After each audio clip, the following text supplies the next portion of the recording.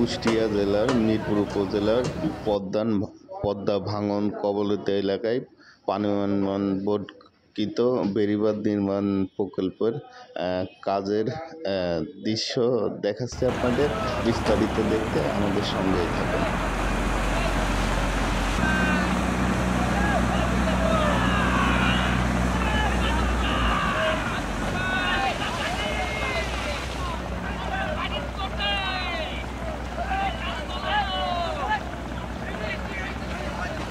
আশা এখানে নদী ভাঙনের ব্যাপারে আগে আন্দোলন সংগ্রাম করেছেন। জি জি। কাজ কেমন হচ্ছে আপনার কাছে? এখন কাজ মোটামুটি আল্লাহর রহমতে ভালো, অগ্রগতি মানে আগা যাচ্ছে দ্রুত। জিও ব্যাগের কাজই চলছে? হ্যাঁ, এখন প্রথমত জিও ব্যাগের কাজ চলতেছে।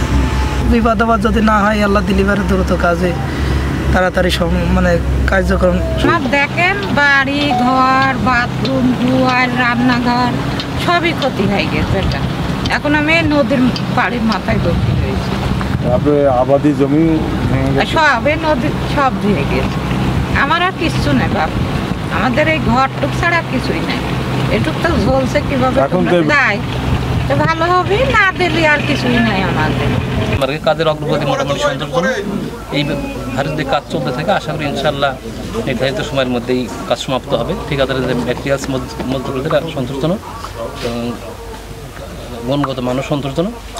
আশা করি যে তারা নির্ধারিত সময়ের মধ্যে কাজটা শেষ করতে পারবে।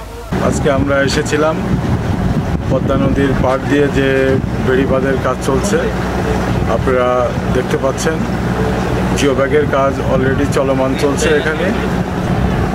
ওনাদের এই পরিদর্শনের মাধ্যমে আমরা আরও জানতে পারবো যে এই কাজ নির্দিষ্ট সময়ে শেষ হবে এবং সাধারণ মানুষ যারা বাড়িঘর, আবাদি জমি সব কিছু হারিয়ে নিঃস্ব হয়ে গেছে তাদের প্রতিকারের ব্যবস্থা হবে, বাঁধটি নির্মাণ হবে। টিভি 24, আজিমপুর, পদ্মা নদীর পাড়, কুষ্টিয়া।